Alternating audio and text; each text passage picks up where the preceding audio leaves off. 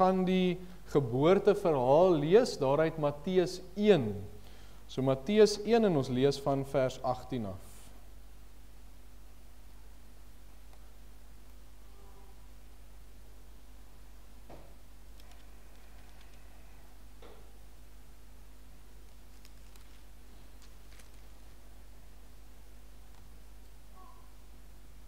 Op die bord lyk dit soos 2 gedeeltes, maar eintlik loop hy maar net aan een, van Matteus 1 vers 18 af tot dan Matteus 2 vers 12.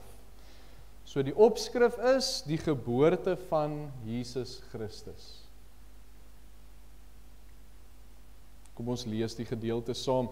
Die geboorte van Jesus Christus was dan so.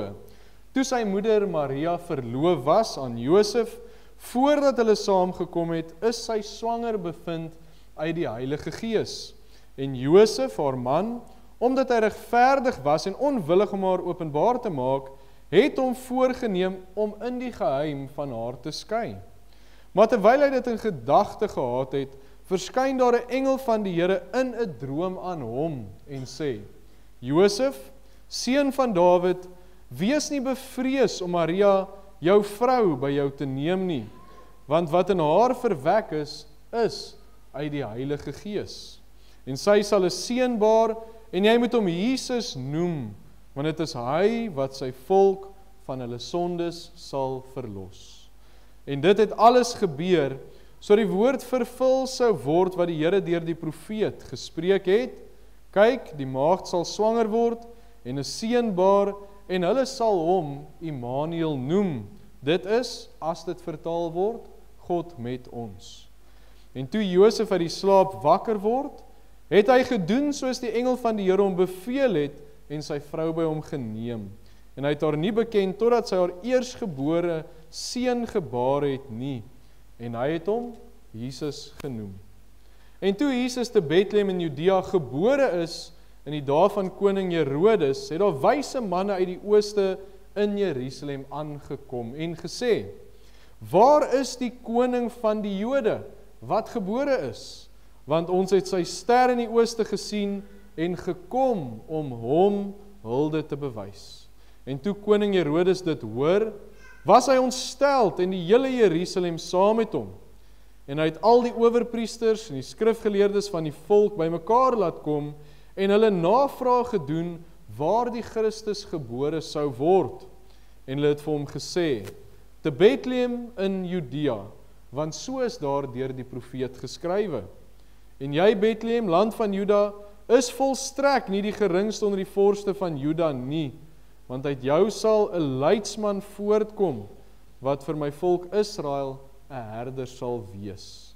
Toe het Herodes die wyse manne in die geheim geroep, en hulle na die tyd van die ster se verskyning uitgevra. En hy het hulle na Bethlehem gestuur en gesê: gaan doen noukeurig ondersoek na die kindjie, en as julle hom vind, laat my weet, sodat ek ook kan gaan en hom hulde bewys. En nadat hulle die koning aangehoor het, het hulle vertrek. En kyk, die ster wat hulle in die ooste gesien het, gaan voor hulle uit, totdat hy kom en bly staan bo oor die plek waar die kindjie was. En toe hulle die ster sien, het hulle hul met baie groot blydskap verheug. En hulle het in die huis gegaan en die kindjie by Maria, sy moeder, gevind en neergeval en hom hulde bewys. Daarop maak hulle hul skatte oop en bring vir hom geskenke, goud, wierook en mirre. En omdat hulle in 'n droom 'n goddelike waarskuwing ontvang het om nie na Herodes terug te keer nie, het hulle met 'n ander pad na hulle land teruggegaan. Ons lees net so ver vanoggend van die Here. U kan net so bly sit, ons buig die hoofde en dan bid ons net saam. Wonderlike Here, ons is vanoggend hier saam om u naam groot te maak. Here, want ons ken die gedeeltes, 'n kind is vir ons gebore en hy word genoem wonderman, raadsman en al daardie sterk name wat aan u toegeken is. Here, want u is uiteindelik ons verlosser. En kan ons nie na die geboorte kyk sonder om te weet, Here, u het gekom, geleef, aan die kruis gesterf. En kan ons vanoggend vir u kom dankie sê, Here, dankie dat u gekom het aarde toe, na die krib toe, na die kruis toe, en dat U uiteindelik opgestaan het uit die dode, opgevaar het na die hemel en sit aan die regterhand van God. Here, waar ons nou 'n hoëpriester het, wat ons gebede hoor, en wat ons gebede ook verhoor. Maar sê ons ook vir U dankie vir hierdie tydperk, Here. Ek dink so nou toe ons lees, hoe die wyse manne hulle verheug het, Here, hoe verheug ons nie in hierdie tydperk, en Here, 'n tyd wat ons saam met ons gesinne spandeer, familie spandeer, 'n tyd wat ons saam met ons gemeente spandeer, en ook so op hierdie dag, Here, net oor dit wat U vir ons gedoen het, en ook daar, Here, waar daar geskenke uitgeruil is, vir kinders gegee is, vir familie gegee is, Here, hoe kan ons nie anders as om te dink aan die groot geskenk wat U vir ons gebring het nie, soos ons dit ook gesing het. Here, kan ons vanoggend net vir U kom dankie sê. En dis hoekom ons bymekaar is, Here, om vir U die hulde te bring. Wees dan so met ons deur hierdie oggend, Here, waar ons nou ook oor die woord gaan praat. Mag U dit seën, mag U Gees dit vir ons oopbreek, en mag ons wanneer ons hier uitstap, Here, dit in dankbaarheid teenoor U doen. Ons bid dit alles in die wondernaam van Jesus Christus alleen. Amen. Ons teks van oordenking, waarmee ons vanoggend is Jesaja 9 vers 5, en dit is daai bekende profesie, en dit is want 'n kind is vir ons gebore, 'n seun is aan ons gegee, die heerskappy is op sy skouer, en hy word genoem wonderbaar, raadsman, sterke God, ewige Vader, vredevors. En gaan ons vanoggend praat oor die gedagte, die grootste geskenk wat 'n geboorte kon bring. Dit is mos 'n tyd van geskenke, en ons sien dit, en ons hoor dit, en ons kyk hoe die kinders die geskenke oopmaak, en dan dink ons aan hierdie groot geboorte, wat een van die mooiste, mees spesiaalste tydperke, gebeurtenisse is, wat daar nog ooit was. Om te dink, dat die Here nie net 'n normale lewe geskep het, soos wat dit gewoonlik werk nie, wat al klaar 'n wonderwerk is, maar dat dit so 'n besondere, spesiale geboorte was. Ons teks van oordenking, waar Jesaja sê, Jesus gaan mens word. Daai babietjie wat gebore word, gaan genoem word. Wonderbaar, raadsman, sterke God, ewige Vader, vredevors. En dan dink as so aan daai wyse manne wat by die krib gekom het, en dink hoe vreemde verskynsel moes dit vir Josef en Maria wees. Hierdie wyse manne wat kom, hier by hulle babietjie kniel by die krib, en hom net hulde bewys. Spesiale geboorte. En nou dink ons, ouers wag gewoonlik 9 maande. Wel eintlik die slim mense sê dis 10 maande, ons praat van 9 maande, maar 9 maande wag hulle vir 'n babietjie om te kom, en die opgewondenheid en alles wat daarmee saamgaan. Maar die Jode of Israel het 700 jaar vir die geboorte van hierdie babietjie gewag. Jesaja het hierdie profesie 700 jaar gegee voordat Jesus gebore is. En dan die gedeelte wat ons gelees het, is die gewag uiteindelik verby. Die grootste geboorte in die geskiedenis, die werklikheid waar die engel aan Josef kom verskyn, vir hom sê, daar gaan 'n babietjie gebore word. En so Matteus 2 vers 1, en toe Jesus te Bethlehem, Judea gebore is. Die Here Jesus is uiteindelik gebore. Die grootste geskenk wat die mensdom nog ooit kon ontvang. Die grootste geskenk wat nou nog daar is vir mense. Dis die Here Jesus. Nou die Here is werklik betrokke by enige geboorte, ons weet dit, maar waar God self mens word. Wat 'n wonderlike gebeurtenis moes dit nie gewees het nie, waar selfs engele uit die hemel gekom het, wat ons lees in Lukas 2, en die Here geprys het oor hierdie geboorte. 'n Wonderlike verhaal.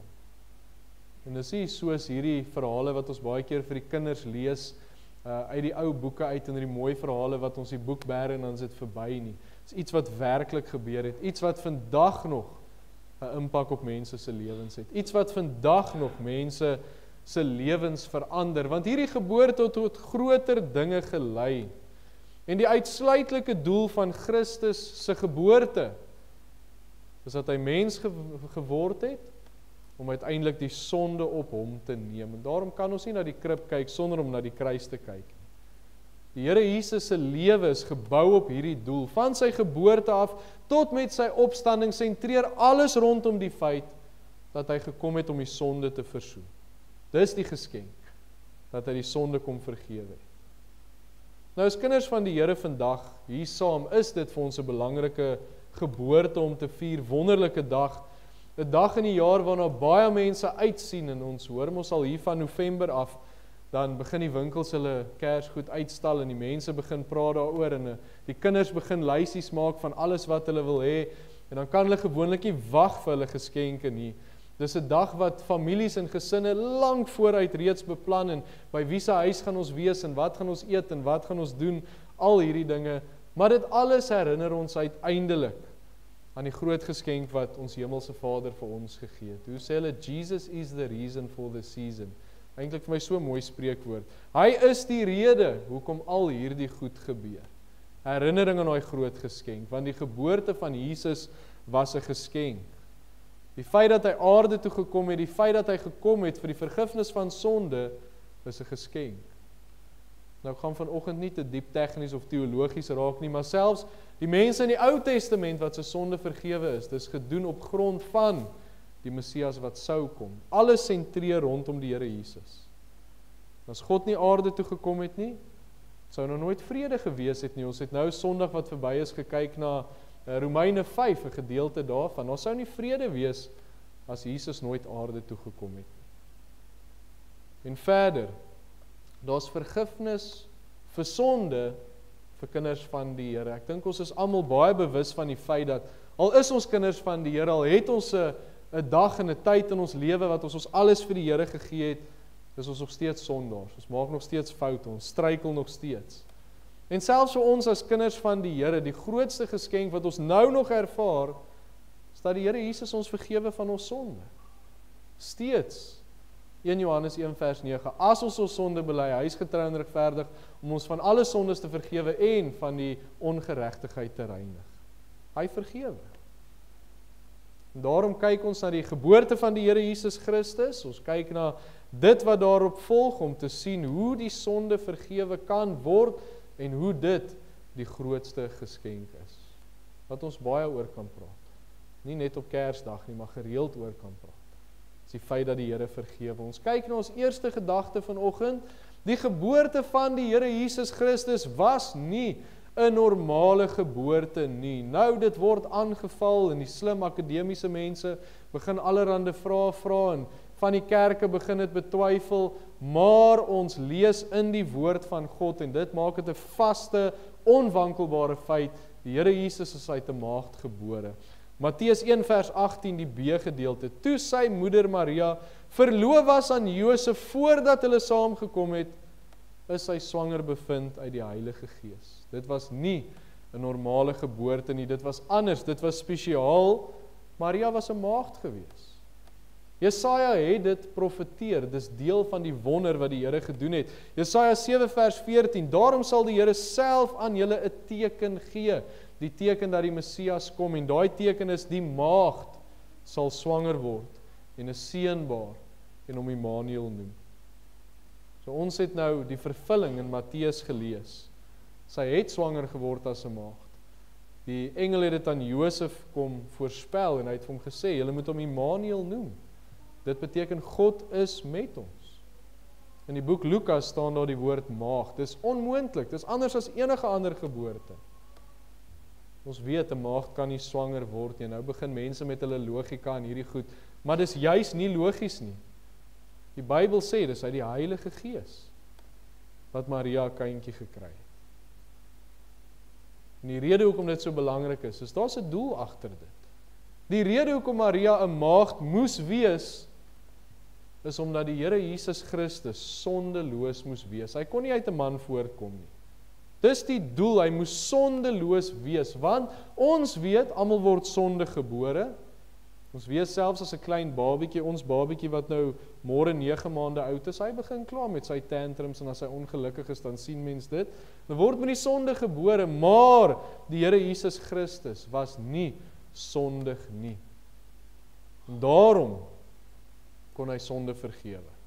Hy moes sondeloos wees, die vlekkelose lam om sondes te vergewe.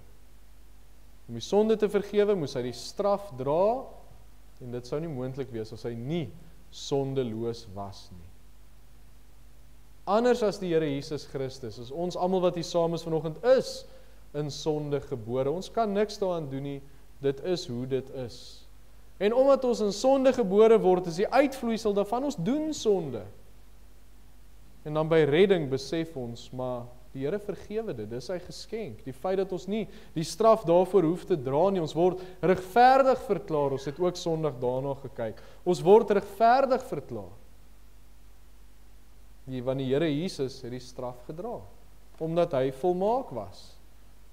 So ons dink die Here Jesus moes volmaak wees, want hoe kan een persoon wat verdrink, 'n ander persoon wat verdrink help? Dit sal mos nooit werk nie. Maar as iemand van bo af kom en 'n mens uitlig, dan is daar redding, en dis eintlik wat gebeur het. Die Here Jesus het van bo af gekom in sy sondeloosheid en hy het mense kom uitlig. Hebreërs 4 vers 15, want ons het nie 'n hoëpriester wat nie met ons swakhede medelee kan hê nie, maar een wat in alle opsigte versoek is net soos ons, maar sonder sonde. Dis kragtige 3 woorde daai, maar sonder sonde. Dis hoekom hy kan sonde vergewe. Saam met dit, ons tweede gedagte, die geboorte van die Here Jesus Christus, was om 'n voorbeeld uit te leef. Ons vind dit in Johannes 13 vers 15, want ek het met julle 'n voorbeeld gegee om, net soos ek aan julle gedoen het, ook so te doen. So die geboorte van die Here Jesus Christus was hierdie groot geskenk gewees, hy het uit 'n maagd gekom, hy was sondeloos gewees, maar hy het fisies groot geword en geleef. Hy is as 'n jong seun saam met sy ouers tempel toe, ons ken die verhaal, hy het daar agter gebly, hy het daar met die priesters en die hoëpriesters en goed gepraat oor die dinge van die Here, en hy's weer terug huis toe, en hy het uiteindelik op 30-jarige ouderdom 'n bediening begin, en hy het fisies geleef. Vir 30 jaar, min of meer 33 jaar het hy geleef, om 'n voorbeeld na te laat, en alles wat hy gedoen het, was hy 'n voorbeeld. So hy het nie net gekom om die sonde te vergewe nie, maar ook om dit uit te wys. Toe hy gekom het, het die Jode en die Fariseërs en Sadduseërs en al daardie verskillende groeperinge mense gedink, hulle is verskriklik goed, en hulle is heilig, en hulle lewens lyk so mooi.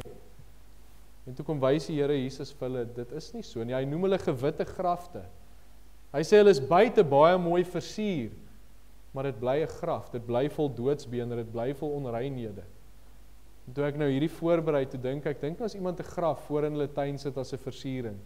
Baie mooi, wit geverf, lyk pragtig uit, al die krulletjies en draadjies. Dit bly 'n graf. Dit bly vol doodsbeendere, dit bly 'n lelike dooie ding.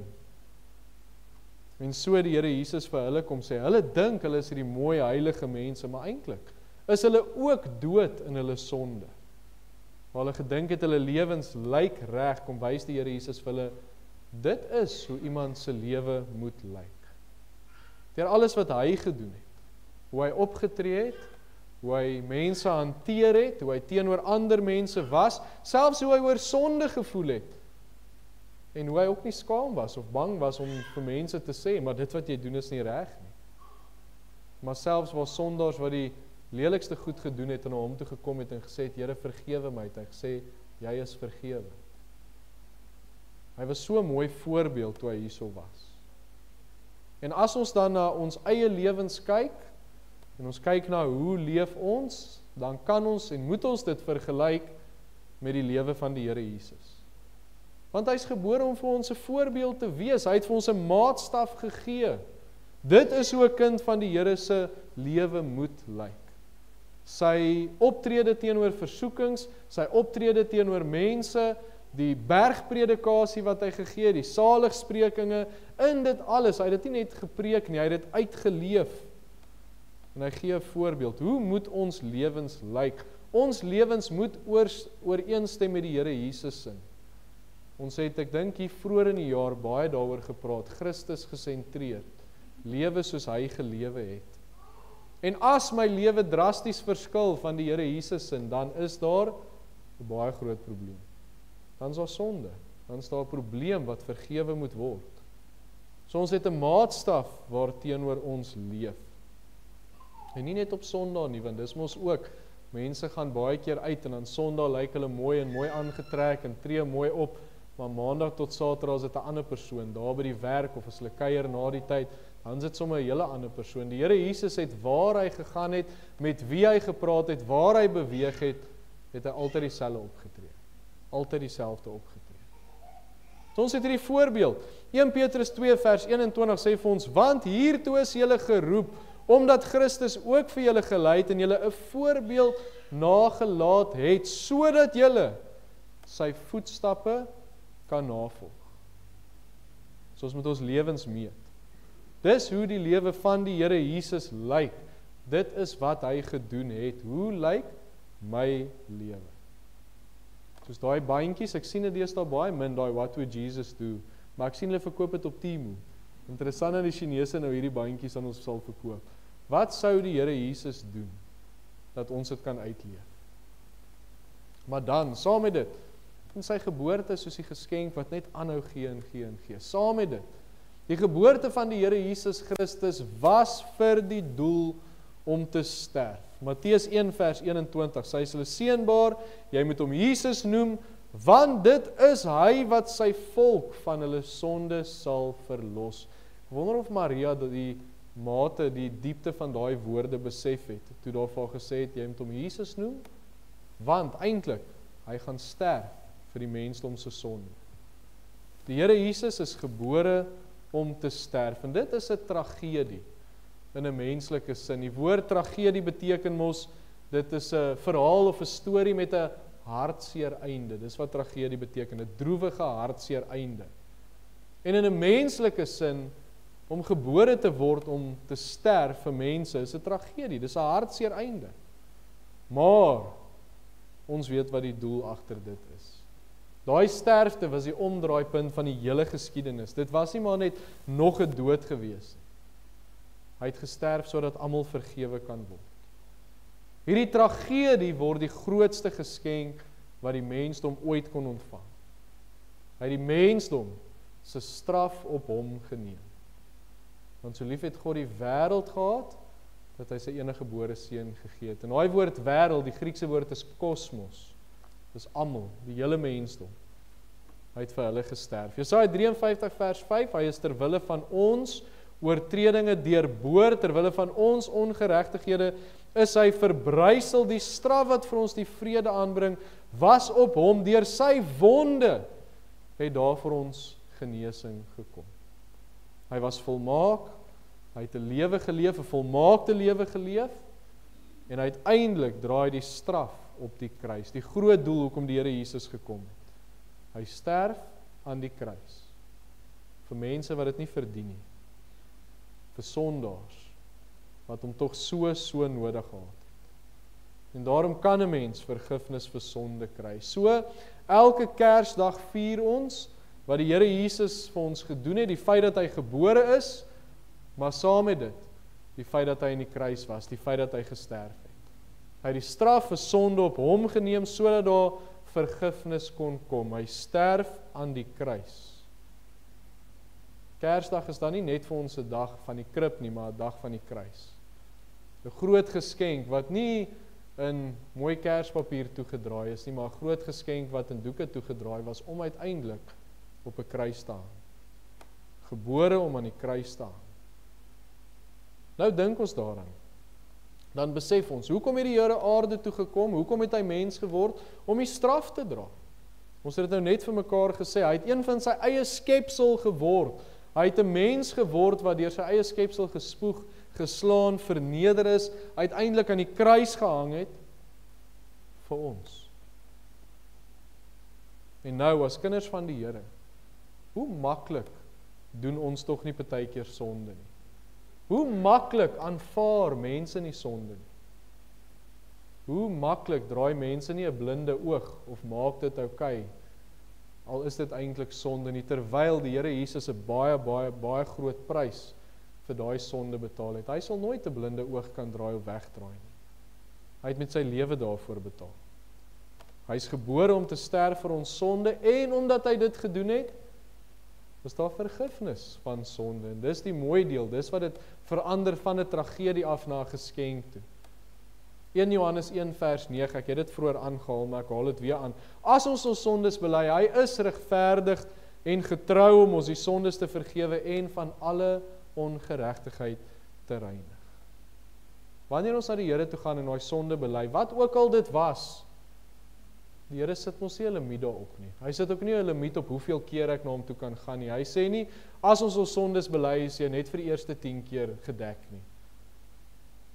Sy offer was volmaak, die vergifnis is volmaak. So ons kan enige tyd na die Here toe gaan en sê, Here, vergewe my. En die Here doen dit. Dis die wonderlikheid daarvan, en die genade wat ons nie verstaan nie, is die feit dat hy dit elke keer doen vir enige sonde.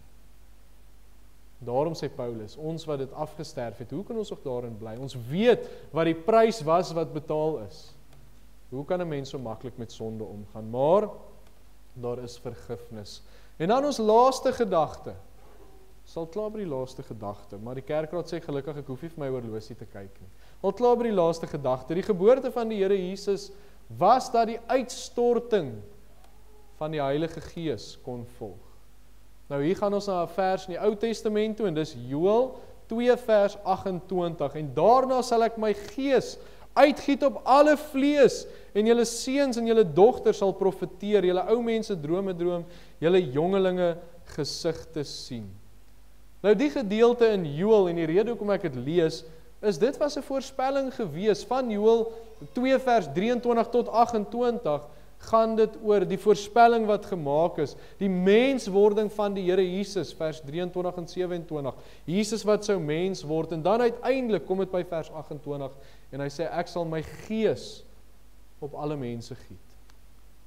En dit gebeur, as ons nou deur die evangelies gaan, Matteus, Markus, Lukas, Johannes, dan eindig hulle by die Here Jesus se dood, en dan kom dit by sy opstanding, en dan kom dit in Handelinge 2. Die Gees word uitgestort, uit oor alle vlees. Deel van hierdie groot geskenk wat die Here Jesus gebring het, deel van wat ons Sondag ook gepraat het. Dus die Gees word vir ons gegee. Johannes 16 vers 7, maar ek sê vir julle die waarheid, dis vir julle voordelig dat ek weggaan.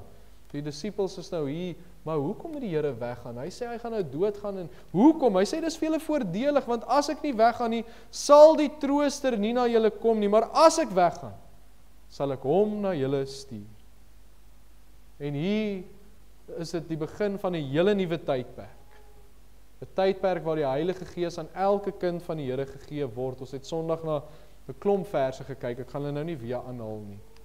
Maar die Gees word aan kinders van die Here gegee by hulle redding, die dag wat hulle lewens vir die Here gee.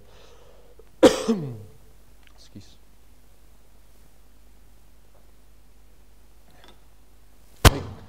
My keel is regtig droog, ek probeer nie die preek uitrek, omdat ons al by die 4de punt is nie. Maar so 'n belangrike gedagte vir elkeen van ons, as ons op 'n plek in ons lewe was waar ek sê, ek is gered, ek is 'n kind van die Here, ek het my saak met die Here reggemaak, dan het ons hierdie wonderlike geskenk ontvang, en ons het die Heilige Gees ontvang.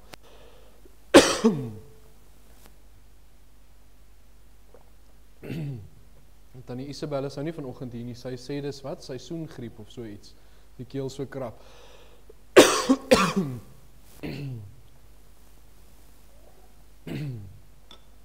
So ons praat nog heeltyd oor die feit, dat die Here Jesus gebore is om sonde te vergewe, om die sonde te dra, volmaakte lewe te leef, vergifnis te kry, maar saam met dit, die uitstorting. Want al daai goed wat ons genoem het sover, wanneer ervaar ons dit? Wanneer word dit vir ons 'n werklikheid? As ons die Gees ontvang. Hy is die een wat dit vir ons kom openbaar, dit in ons lewe kom gee, wat ons kom verander, en die een wat ons skoon was van ons sonde. Die Here Jesus het die prys betaal, maar die Gees is die een wat ons skoon maak. Die Gees is die een wat ons heiliger maak. Die Gees is die een wat ons help om soos die Here Jesus te lewe. So hy is die geskenk wat die Here Jesus dit alles na ons toe gebring het. En wat 'n wonderlike geskenk is dit nie. En daarmee sluit ek af. So op hierdie Kersoggend het ons gekyk na die grootste geskenk wat 'n geboorte kon bring deur die Here Jesus. Ons het gekyk na die feit dat sy geboorte anders was, nie normaal nie, omdat hy sonde moet kan vergewe. Daarom is hy volmaak.